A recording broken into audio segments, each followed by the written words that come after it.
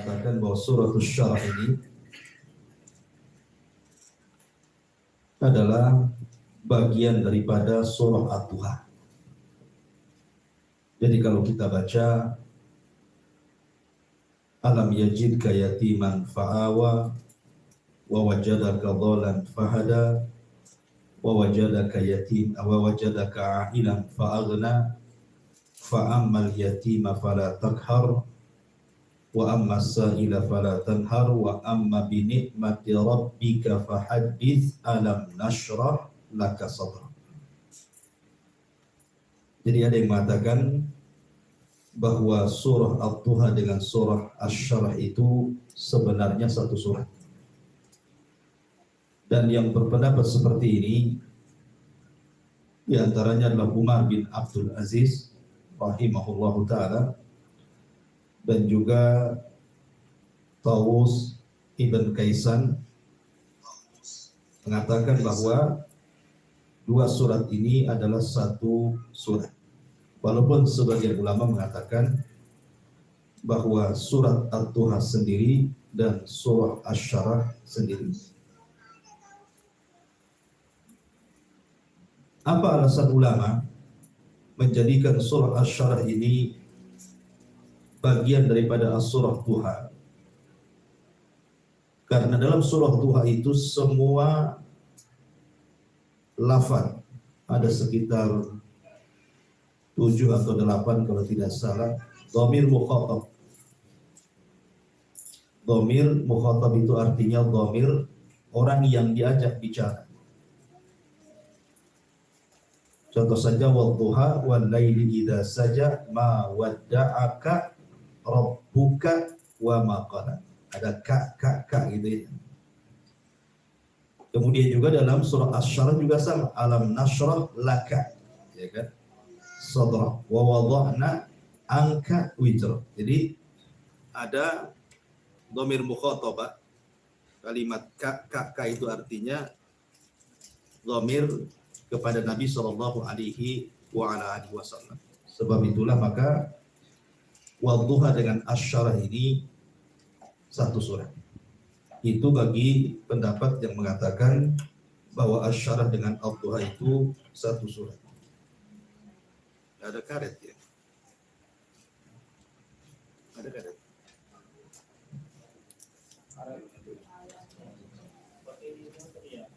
Nah, lakban ini? Apa di lakban semua? Mutar. Oh.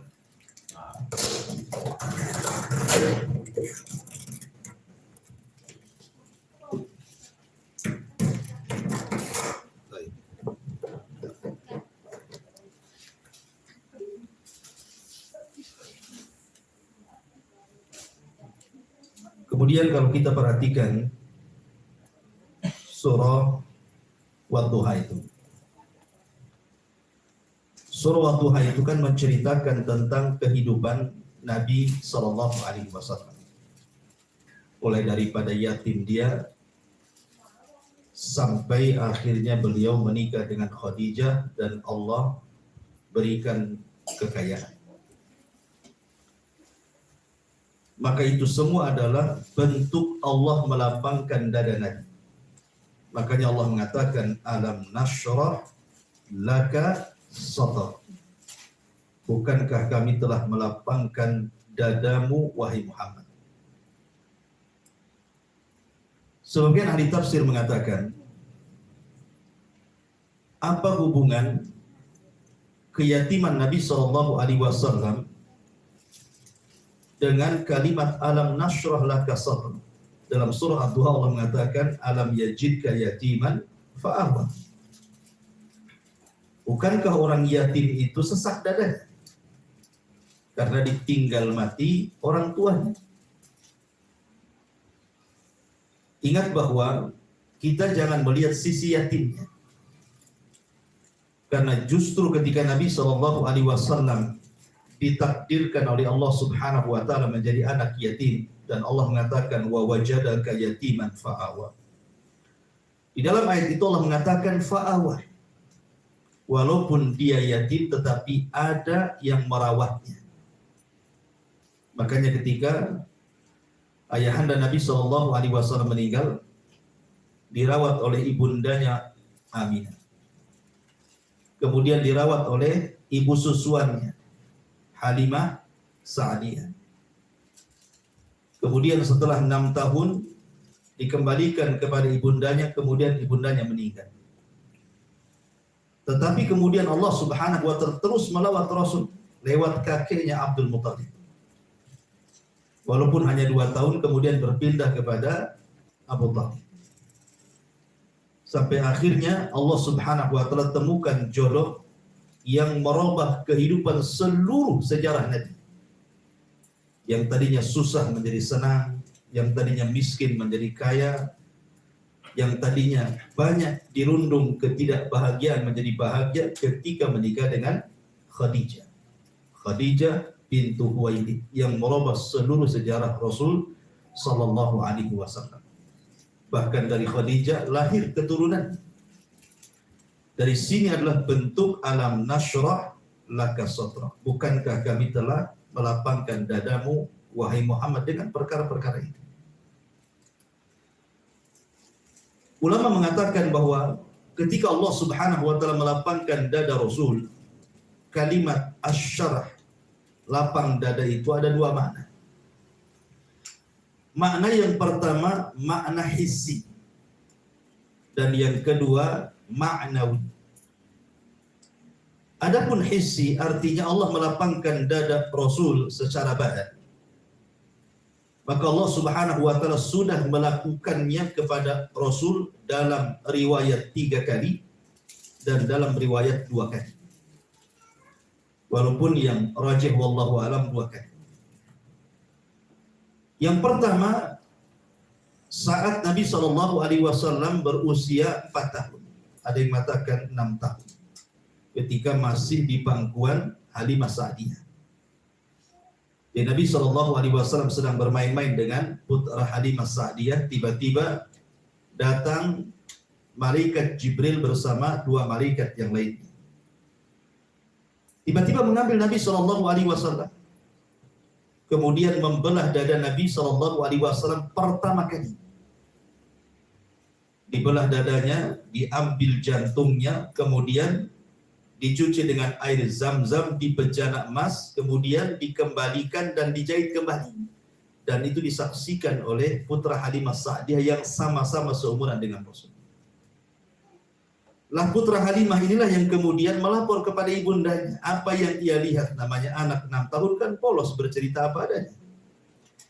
Sehingga ada kekhawatiran dari Halimah kalau Nabi SAW itu didatangi oleh syaitan, jin atau yang semacamnya. Atau dengan kata lain, jangan-jangan ada sesuatu yang memadaratkan kepada Rasul. Ini anak orang masalahnya.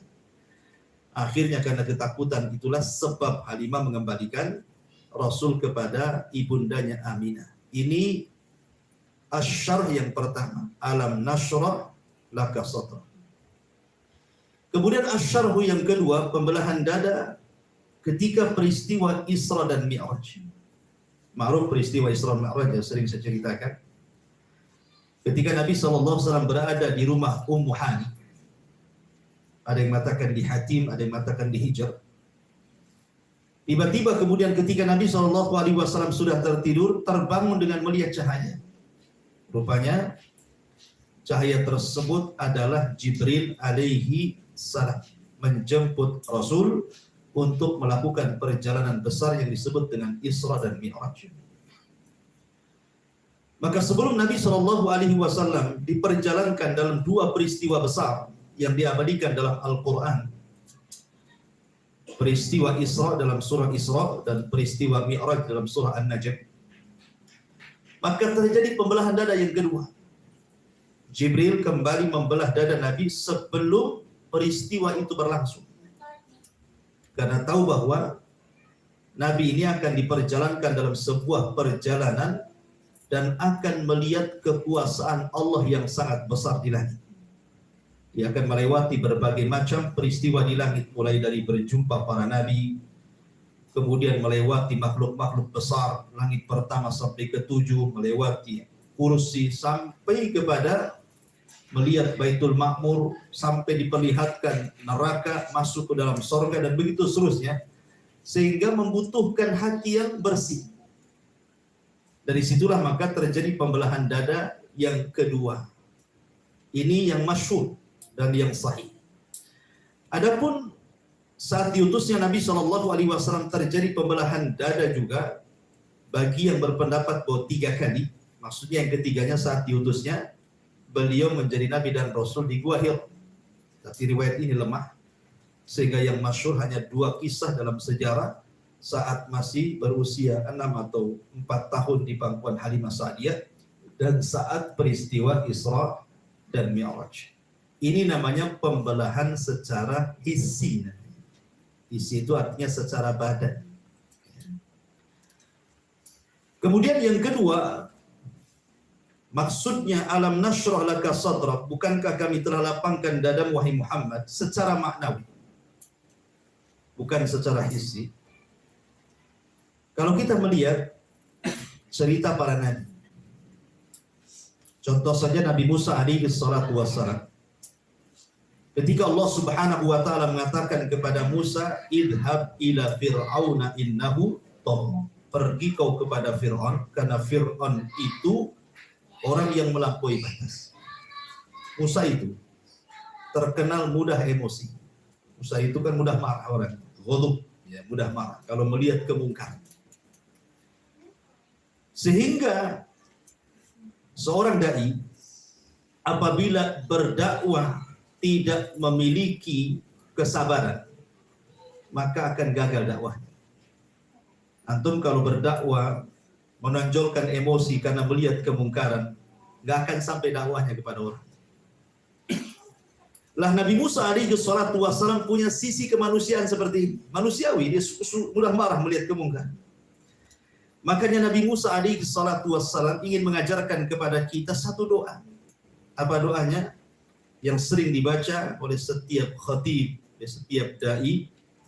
Rabbi srahli sadri wa yassirli amri wahlul 'uqdatan min lisani yafqahu qawli. Kan gitu.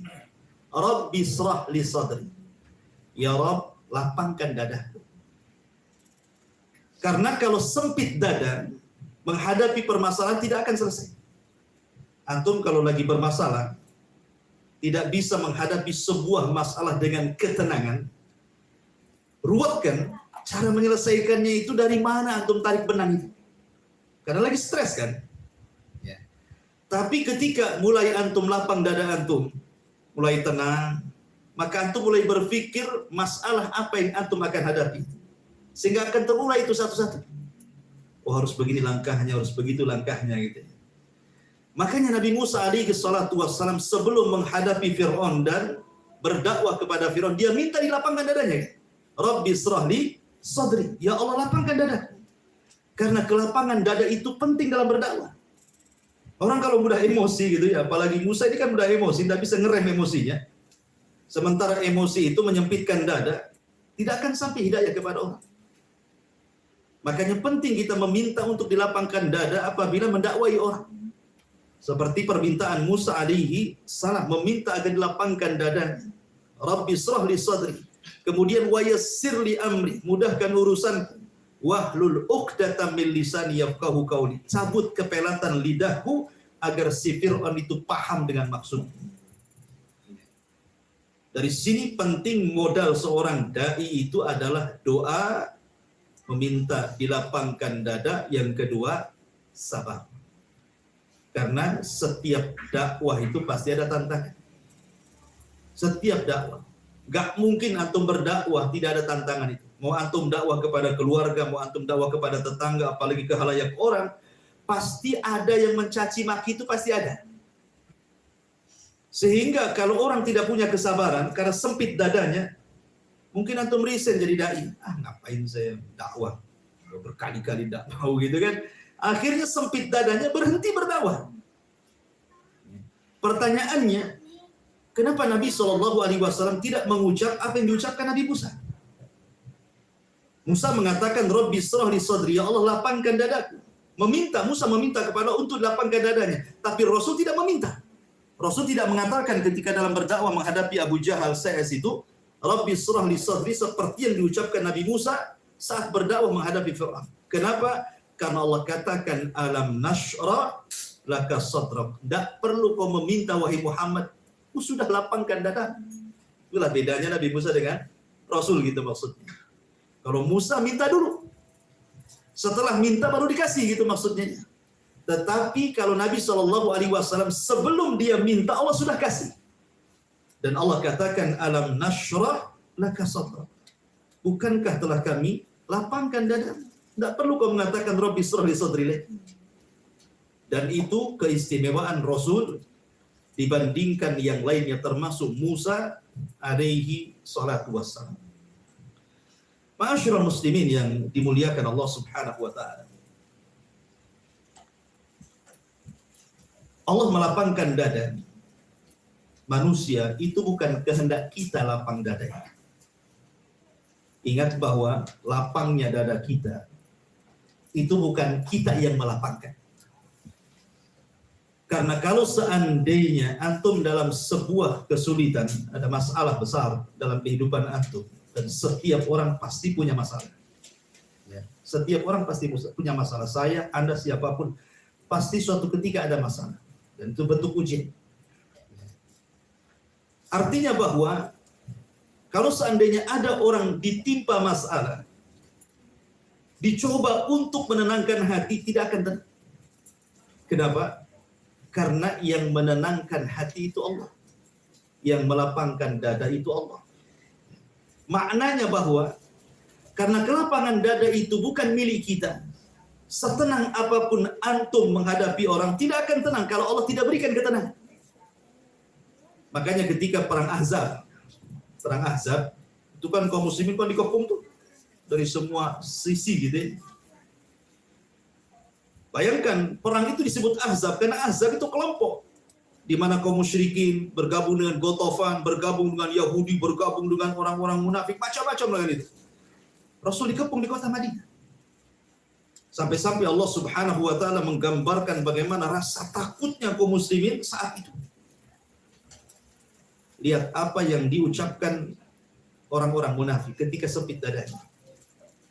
Akhirnya karena sempit dadanya orang-orang munafik, mereka pun mengucapkan kalimat kufur. Ma wa'adallahu wa rasuluhu illa ghurura. Rupanya apa yang dijanjikan Allah dan Rasul itu hanya tipu-tipu saja kan. Gitu kan? Orang-orang munafik mengatakan seperti itu. Kenapa? Karena dadanya sempit. Tidak yakin dengan janji Allah dan Rasulnya. Sehingga ketika sempit dada, ini bisa menghantarkan kepada orang bisa mengucapkan kalimat kufur. Makanya kalau kita ada kesulitan itu, berusaha meminta kepada untuk dilapangkan. Sebab kalau tidak, berujung kepada apa? Seperti yang dilakukan orang munafik. Ketika mereka sulit, akhirnya apa? Mereka pun mengucapkan kalimat kufur. Oh, rupanya yang dijanjikan Allah dan Rasulnya itu tidak benar. Ma wa'adanallahu wa rasuluhu illa ghurura. Tapi lihat orang-orang yang beriman. Karena mereka yakin yang memberikan kelapangan dada Allah, yang memberikan kemenangan Allah, mereka pun mengatakan, hadza ma wa'adanallahu wa rasuluhu wa sadaqallahu wa rasuluhu. Inilah apa yang dijanjikan Allah dan Rasulnya, dan benarlah janji Allah dan Rasulnya. Ketika itu yang diucapkan orang-orang yang beriman, Allah menangkan perang Ahzab. Dan orang-orang munafik baru melihat bagaimana pertolongan Allah Azza wa Jalla. Dari sini bahwa kelapangan dada itu milik Allah. Jadi kalau antum sedang sempit, minta kepada Allah, gitu maksudnya. Makanya kenapa ada hadis Nabi mengatakan, man lazimal istighfar ja'alallahu min kulli dzikin faraja. Barang siapa yang melazimkan kalimat astagfirullah, astagfirullah di saat Anda mengalami kesulitan, maka Allah akan keluarkan dari kesulitan itu kelapangan. Yakin. Saya pernah mengalami. Dan beberapa murid-murid saya yang coba saya nasihati, kalau ada masalah, coba 3 hari jangan lepas kalimat istighfar. Kalau ada masalah. Ya. Rupanya memang belum 3 hari Allah sudah kasih solusi. Oh, harus begini, harus begini, harus begini. Padahal sebelumnya bulat. Apa dari mana gitu. Nah, ketika Rasul mengatakan demikian, barang siapa yang melazimkan istighfar, Allah jadikan yang sempit menjadi lapang, menunjukkan bahwa kelapangan itu mutlak milik Allah. Maka kalau dalam kondisi sempit, minta kepada Allah Subhanahu wa taala, maka Allah katakan alam nashrah laka sadra. Ma'asyiral muslimin yang dimuliakan Allah Subhanahu wa taala. Ini yang pertama, alam nashrah laka sadra. Kemudian Allah mengatakan wa wada'na anka wizra, dan kami pun telah meletakkan beban-beban berat, dan kami pun telah menurunkan bebanmu darimu, alladzi anqadha dhahrak, yang memberatkan punggung. Kalau kita mengartikan secara letterlek, wa wada'na, dan kami letakkan angka darimu wizra. Wizra itu artinya dosa. Ya. Kami hapuskan darimu dosa. Sebagian ulama tafsir mengatakan makna wa wada'na anka wizra artinya kami ringankan kepadamu, kami mudahkan kepadamu. Wizra artinya beban yang menanggung dirimu wahai Muhammad. Maksudnya beban risalah, karena menanggung risalah itu berat. Menanggung risalah itu berat. Bagaimanapun harus mendakwahkan kepada manusia dan tidak lepas daripada ucapan manusia. Kemudian kalimat alladzi anqadha dhahrak, yang memberatkan punggungmu. Penafsiran para ulama maksudnya kami telah ampuni dosamu. Apakah Nabi SAW melakukan dosa? Tentu jawabannya, kalau yang dimaksud dosa besar, tidak. Rasul tidak mungkin melakukan dosa besar. Makanya disematkan kepada Rasul kalimat maksum. Maksum itu terpelihara dari dosa besar, tetapi memungkinkan melakukan dosa kecil. Nah, yang dimaksud di sini, dan sudah kami ampuni dosamu, wa wada'na anka wizrak, artinya di sini adalah dosa-dosa selain dosa besar, atau perbuatan-perbuatan Nabi SAW yang menyelisihi tetapi bukan termasuk dosa besar. Contoh umpamanya, ketika Nabi SAW berdakwah menghadapi para pembesar Quraisy, Abu Sufyan dan yang semacamnya gitu, di permulaan dakwah. Tiba-tiba kemudian ada seorang sahabat namanya Abdullah ibn Ummi Maktum. Abdullah ibn Ummi Maktum orangnya buta, miskin buta. Dia mendengar bahwa ada seorang nabi dan ingin beriman. Jelas-jelas dia datang kepada Rasul ingin masuk Islam. Sementara para pembesar yang didakwai Rasul itu belum jelas apakah dia mau menerima Islam atau menolak Islam, kan itu. Masalahnya Abdullah ibn Ummi Maktum datang ketika Rasul sedang berceramah. Manusiawi Nabi SAW ketika itu tidak suka dengan kedatangan Abdullah ibn Ummi Maktum. Maksudnya mungkin bahasa kita, kalau kamu kan jelas-jelas masuk Islam, kan nantilah ada waktunya gitu. Kenapa harus hadir sekarang? Dari sini Nabi SAW akhirnya menunjukkan muka masam, dan itu cuma satu kali seumur hidup tuh. Rasul itu menunjukkan muka masam itu seumur hidup satu kali. Ya ini ketika peristiwa ini. Ketika peristiwa datangnya Abdullah ibn Maktum sementara Rasul sedang berdakwah kepada orang-orang Quraisy. Kalau kita ya setiap hari muka masam. Ada masalah masam lagi gitu. Jadi ketika Nabi SAW terus wajahnya menghadapi kepada pembesar Quraisy, bahkan kemudian memalingkan wajah dan muka masam, di sini Allah tegur, turunlah ayat abasa wa tawalla. Abasa wa tawalla an ja'ahul a'ma. Ditegur oleh Allah, enggak boleh kayak gitu maksudnya. Orang ini sudah jelas-jelas masuk Islam gitu ya. Kok kamu pula berpaling malah menghadapi orang yang belum tentu masuk Islam?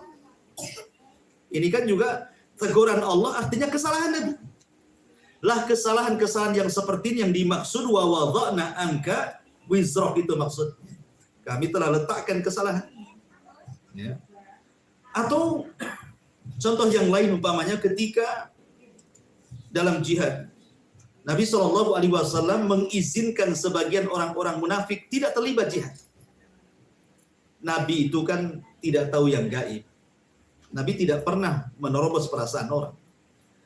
Orang-orang munafik ini kan kadang ketika diwajibkan jihad kepada mereka, mereka kan takut jihad. Sehingga mereka datang kepada Rasul cari alasan yang masuk di akal, dan Rasul akhirnya mengizinkan untuk tidak jihad. Akhirnya banyak orang-orang munafik itu yang diizinkan tidak jihad karena Rasul hanya melihat zahir alasan kan itu. Rasul tidak tahu ini munafik, ini enggak gitu. Karena Rasul tidak punya ilmu menuduh orang itu munafik atau tidak munafik. Kalau bukan karena Allah membongkar munafik, selamanya Rasul tidak tahu munafik. Di zaman itu. Karena di zaman itu tidak bisa dibedakan mana munafik, mana tidak masalahnya.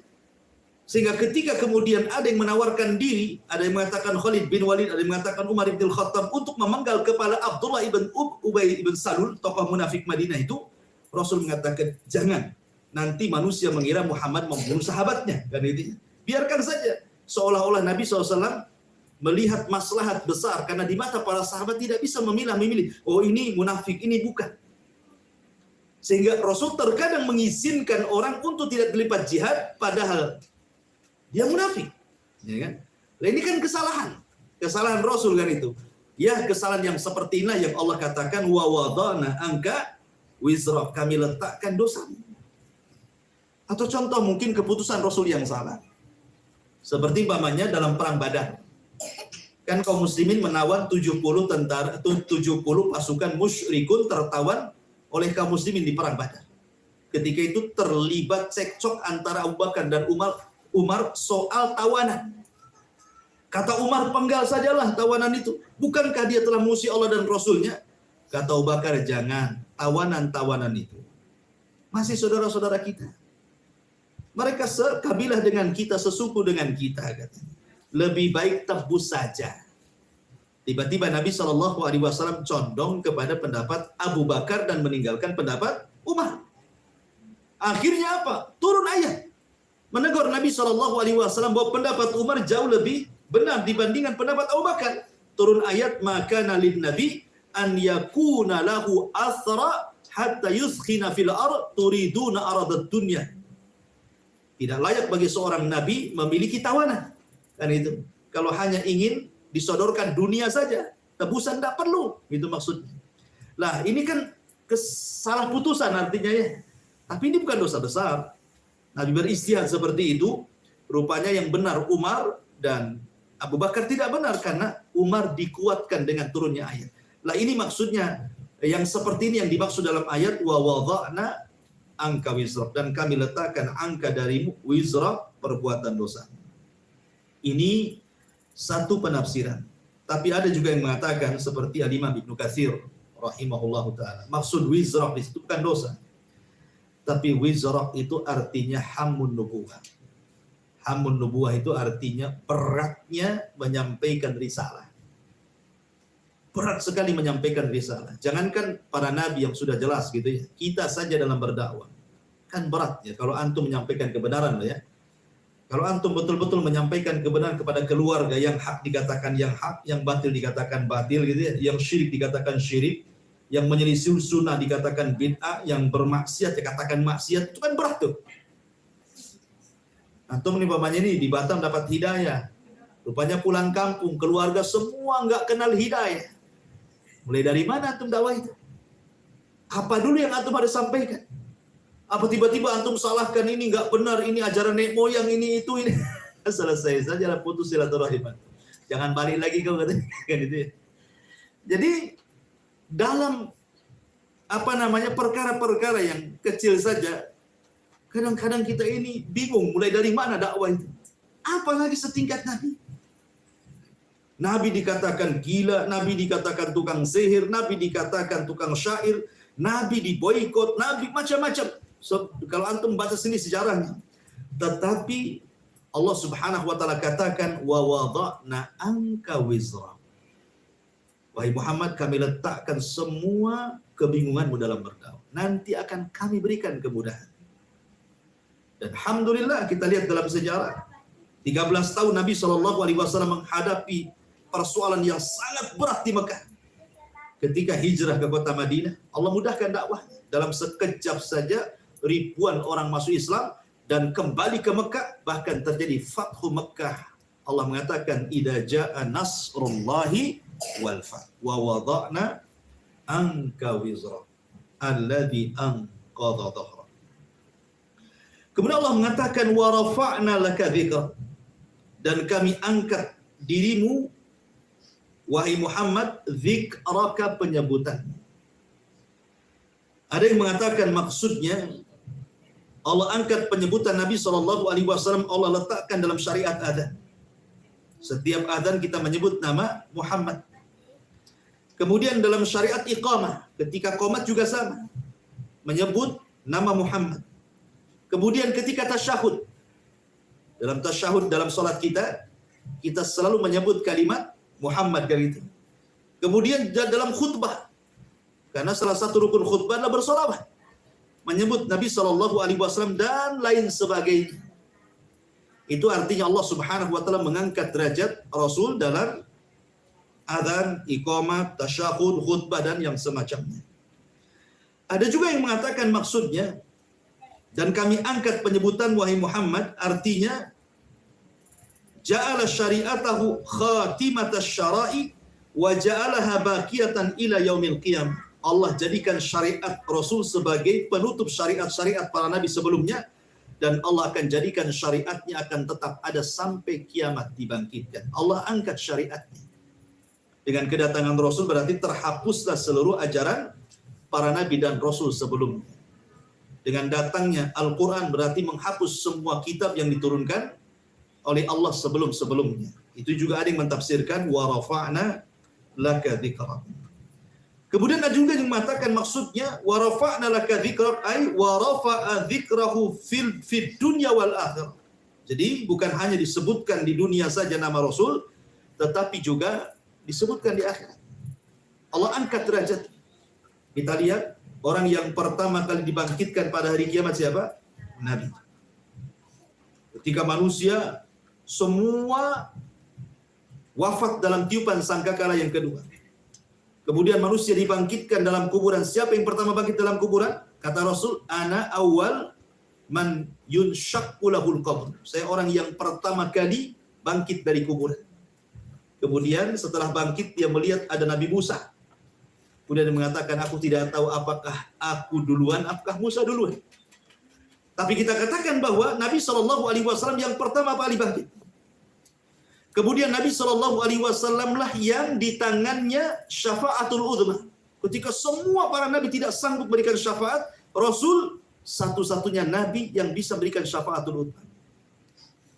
Ketika Nabi SAW dan juga manusia berdesak-desakan di pintu sorga, kata Rasul, ana awal man aftatihul jannah. Saya pula yang pertama membuka pintu sorga. Dan ketika ramai-ramai orang masuk sorga, Rasul pula yang pertama kali masuk sorga. Jadi Rasul itu orang yang pertama dalam segala hal, di dunia ataupun di akhirat.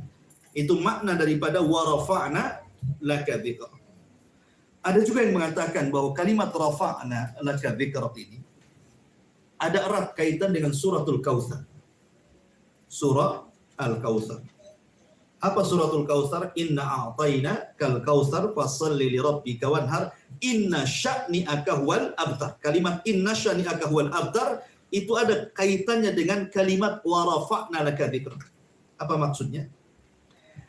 Inna sya'ni'aka huwal abtar. Ini ada asbab nuzulnya, pernah saya sampaikan. Jadi ketika Nabi SAW meninggal salah satu putra beliau. Ada yang mengatakan Qasim, ada yang mengatakan Ibrahim.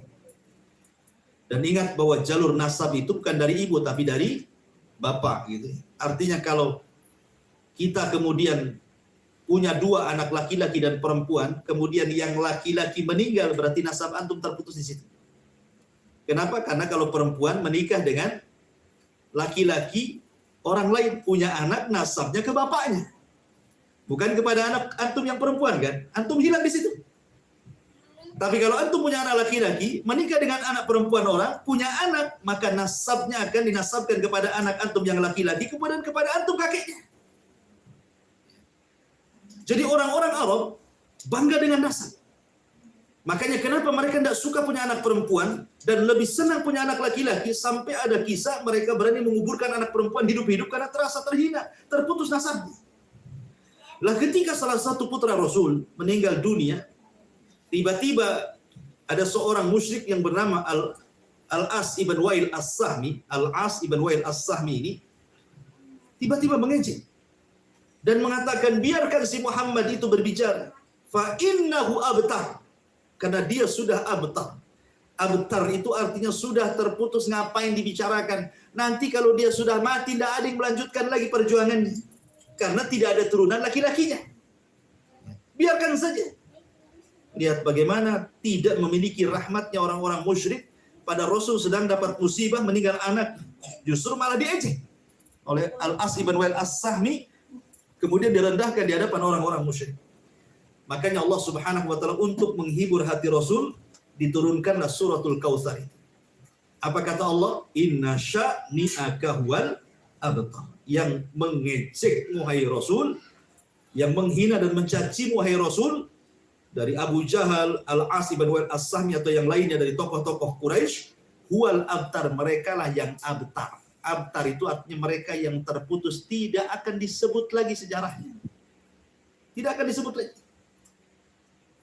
Kecuali dalam rangka menjelek-jelekan. Ya kan? Kalau kita sebut nama Abu Lahab, kita sebut nama Abu Jahal, yang langsung terngiang dalam otak kita itu orang jahat. Baik yang mengatakan orang muslim ataupun orang kafir. Makanya tidak ada ceritanya sampai sekarang ada orang kafir punya anak dikasih nama Abu Jahal. Orang kafir pun tidak mau kasih anak Abu Jahal. Apalagi orang Islam. Siapa namanya? Abu Lahab. Ya. Orang kafir pun tahu itu. Artinya abtar, terputus sampai di situ. Kalaupun disebut jeleknya, bukan disebut baiknya. Padahal Abu Lahab itu baik, ada sisi baiknya gitu. Tapi karena dia menolak hidayah, semua kebaikannya hilang.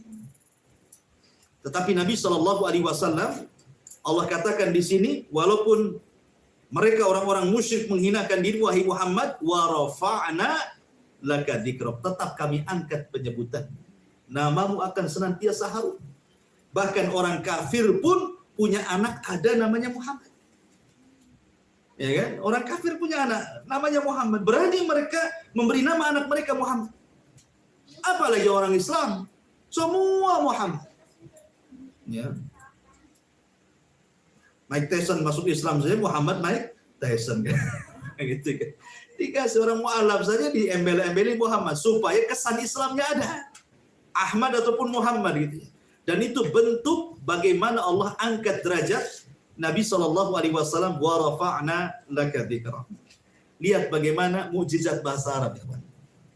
Allah Subhanahu wa taala menyebut rafa'a, sebelumnya menyebut wadha'a. Wadha'a, rafa'a, wa wadha'na anka wizrak. Wadha'a kata kerjanya. Wa rafa'na laka dzikrak. Rafa'a. Wadha'a meletakkan, rafa'a mengangkat. Kontradiksi kan? Wadha'a itu merendahkan, rafa'a mengangkat. Wadha'na meletakkan, rafa'a mengangkat. Di sini ada mukjizat bahasa Arab, artinya bahwa orang kalau direndahkan, maka dia tidak akan diangkat. Dan orang yang diangkat oleh Allah, maka tidak mungkin direndahkan. Orang kalau sudah direndahkan Allah, satu dunia mengangkat dia, tidak akan bisa. Tapi kalau Allah Subhanahu wa taala sudah mengangkat dia, satu dunia merendahkan tidak akan bisa. Maka siapapun yang Allah angkat, tidak ada manusia yang merendahkannya. Siapapun yang Allah rendahkan, tidak ada manusia yang akan mengangkatnya. Dan ketika Allah mengatakan wizra, kalimat dosa, berarti yang merendahkan itu adalah dosa. Sebab orang rendah itu karena berbuat dosa. Sebab diangkatnya manusia itu karena meninggalkan dosa. Itulah mukjizat bahasa Arabnya di sini. Bagaimana Allah letakkan bahasa itu, rupanya ada di balik mukjizat bahasa itu makna. Ketika Allah Subhanahu wa taala mengatakan yarfa'illahu alladhina amanu minkum walladhina utul ilma darajat.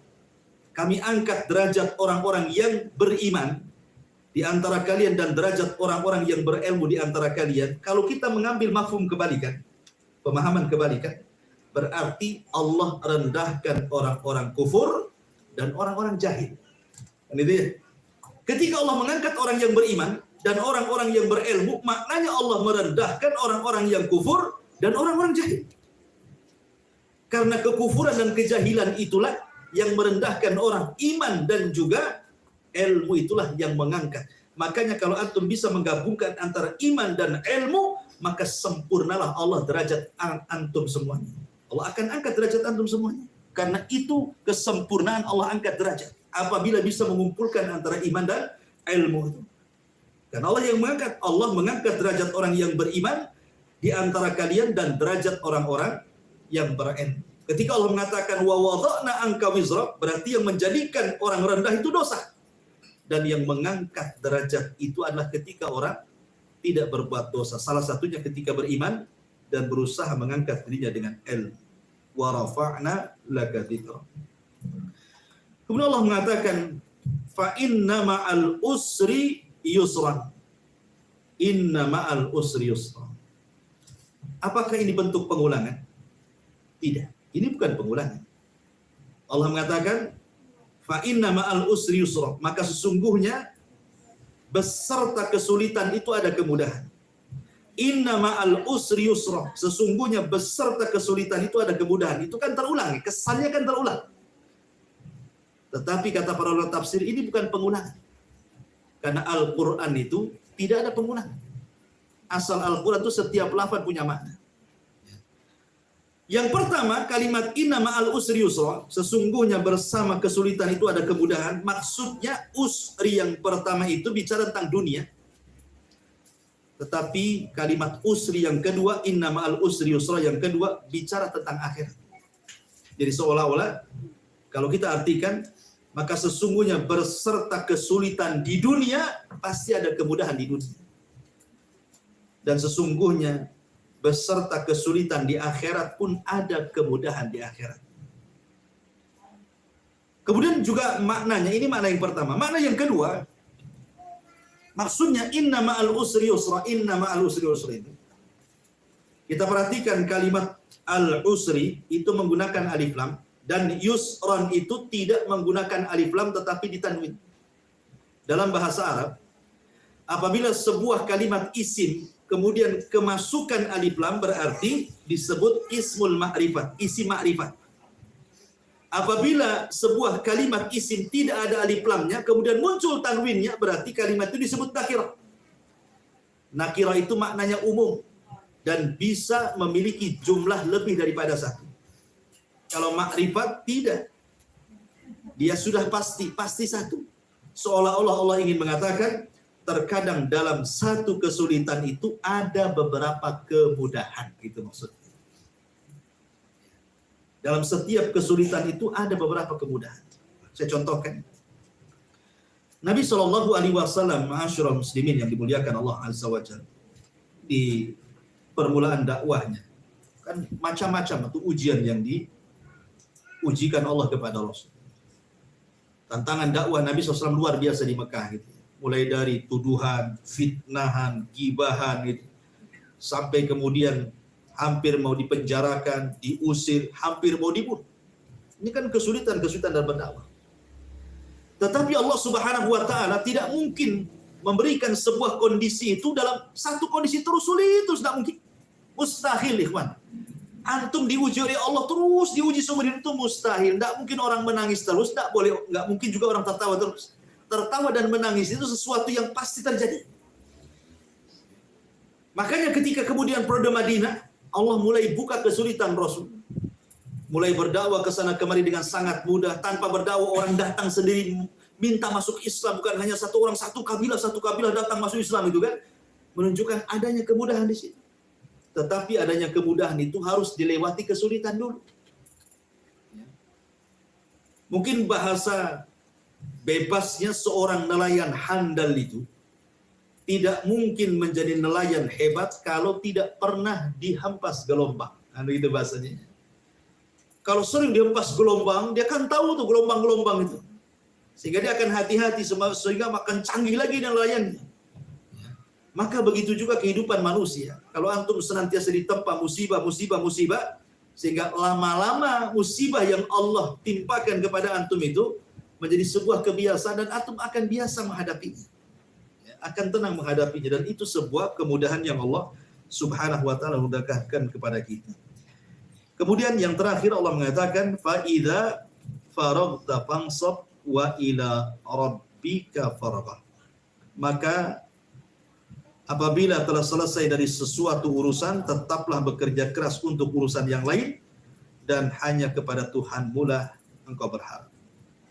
Ada yang mengatakan faida faragta, apabila engkau telah selesai, maka berpindahlah ke urusan yang lain. Ada yang mengatakan apabila engkau sudah melaksanakan kewajiban, maka beralihlah kepada yang sunnah. Jadi kalau antum sudah melaksanakan salat wajib, maka beralihlah kepada rawatib, kepada yang sunnah-sunnah. Jadi tidak berhenti di kewajiban, tetapi dilanjutkan dengan yang sunnah. Ada juga yang mentafsirkan maksudnya kalau Anda berhenti dari ibadah yang wajib dan juga ibadah sunnah di siang hari, maka mulailah melakukan ibadah yang wajib dan sunnah di malam hari. Jangan berhenti di siang hari saja, tetapi juga lanjutkan sampai di malam hari. Ada juga yang mengatakan bahwa apabila engkau berhenti dari sebuah ibadah, maka lekas kemudian cari ibadah yang lain. Jangan dicukupkan dengan ibadah itu. Pemain selesai sholat, ingin sedekah, segera sedekah. Oh, selesai sedekah, ingin thalabul ilmi, segera thalabul ilmi. Oh, setelah thalabul ilmi, segera ingin berbadin, segera berbadin. Seperti itulah fa'idah faragta fansab itu. Lalu apa faedahnya? Kenapa kita tidak boleh berhenti? Sampai Allah katakan, wa'budullaha hatta ya'tiyakal yakin, sembahlah Allah sampai datang keyakinan, karena yang menentukan su'ul khatimah dan husnul khatimah itu fa'idha faragta fansab. Ketika sahabat datang kepada Nabi SAW bertanya, Rasul, kalau takdir saya sudah masuk neraka, ngapain saya beramal? Ya. Dan kalau saya ditakdirkan masuk surga, ngapain pula letih-letih saya dengan sholat, dengan puasa, dengan zakat, dan yang lain sebagainya? Sudahlah tawakal saja kan? Karena kita tidak tahu takdirnya. Kalau kita takdirnya masuk neraka, capeklah saya ibadah ini, ujung-ujungnya masuk neraka, buat apa pula saya ibadah? Jadi sahabat ini ingin menyandarkan diri kepada takdir. Maka Nabi SAW menasihati kepada sahabat ini, i'malu fakullun muyassarun lima khuliqalah. Beramal saja, gak usah cerita takdir. Kau kan tidak tahu takdirmu apa. Masuk neraka kan, masuk surga kan tidak tahu. Sudah beramal saja. Maka dengan beramal itulah Allah akan mudahkan kamu. Maka dengan beramal itu Allah akan mudahkan kamu. Kemudian Allah Subhanahu wa taala berfirman, dibaca oleh Nabi SAW setelah kemudian mengatakan setiap kalian akan dimudahkan dengan amalan kalian. Kemudian Rasul membacakan firman Allah Azza wa Jalla, fa amman a'ta wattaqa wa saddaqa bil husna fasanuyassiruhu lil yusra. Wa amman bakhila wastaghna wa kadzdzaba bil husna fasanuyassiruhu lil usra. Fa amman a'ta, barang siapa yang suka memberi dengan ilmunya, dengan hartanya, dengan tenaganya, dan itu karena ketakwaan kepada Allah, bukan karena riya. Wattaqo, karena takwa. Kemudian dia membenarkan bahwa dengan perbuatan itu ada janji yang dijanjikan Allah di akhirat nanti. Wa saddaqa bil husna, dia yakin dengan amalannya karena ada surga, dengan amalannya karena ada nikmat. Fasanu yassiruhu lil yusra, maka sudah kami mudahkan jalannya. Sudah mudah jalannya, kami mudahkan lagi jalannya. Maksudnya apa? Sudah mudah jalannya, Allah mudahkan lagi jalannya. Maksudnya di sini kata ulama tafsir, fa idza faragta fansab, itu maksudnya. Jadi kalau Allah Subhanahu wa taala sudah memudahkan kita melaksanakan yang wajib, jangan cukup yang wajib, langsung biasakan yang sunnah. Ya. Kalau kita sudah bisa melaksanakan zakat, biasakan sedekah. Kalau kita sudah haji, maka biasakan umrah. Kalau kita sudah bisa puasa wajib, maka biasakan Senin, Kamis, Daud, dan begitu seterusnya. Ya. Nanti nih, kalau kita sudah membiasakan satu ibadah dengan ibadah yang lainnya, karena ibadah itu melahirkan ibadah yang lainnya, maka orang akan ditutup dengan itu. Ya. Orang kalau suka ibadah, maka ibadah ini akan melahirkan ibadah yang lain. Contoh nih, antum gemar sholat wajib, pasti akan mudah melaksanakan sunnah kan? Antum gemar sholat sunnah di siang hari, antum akan mudah melaksanakan sunnah di malam hari. Antum biasa zakat, akan mudah sedekah. Ketika kemudian dimudahkan seperti itu, maka teruslah seperti itu. supaya Allah tutup dengan seperti itu maksudnya. Dia sudah mudah melaksanakan ibadah, Allah mudahkan lagi dengan yang lainnya, sehingga wa ila rabbika farghab. Engkau akan dapat harapan dari Allah Subhanahu wa taala. Tapi sebaliknya, fa amma man bakhila wastaghna, kata Allah, barang siapa yang bakhil dengan hartanya, dengan ilmunya, dengan tenaganya, wastaghna, merasa cukup enggak butuh Allah gitu ya. Wa kadzdzaba bil husna, dan enggak yakin ada balasan setelah kematian, fasanu yassiru lil usra, sudah sulit Allah sulitkan. Dia aja sudah malas sholat wajib, Allah malaskan lagi dengan sunnahnya. Dia aja sudah nggak mau zakat, maka Allah tidak akan berikan hidayah untuk sedekah. Dia sanggup haji, apalagi umroh, maka makin dipersulit lagi untuk melakukan ibadah, sehingga ditutup dengan seperti itu. Itu maksudnya. Itulah kalimat Rasul, i'malu fakullun muyassarun lima khuliqa lahu. Sudah beramal saja. Nanti Allah mudahkan dengan amalan itu, dan engkau akan tutup dengan seperti itu. Makanya ada istilah, kematian seseorang itu tergantung kebiasaan hidup seseorang itu. Kalau kebiasaannya ibadah, maka dia akan wafat secara ibadah. Kalau kebiasaannya maksiat, maka akan diwafatkan di atas kemaksiatan. Dari sini Allah mengatakan, fa'idha faraghta fansab wa ila rabbika farghab. Wallahu a'lam bishawab. Ini yang bisa saya sampaikan, mudah-mudahan yang singkat dari tafsir Asy-Syara ini bisa diambil hikmah dan pelajaran. Sebelum saya tutup, silakan kalau memang ada yang bertanya.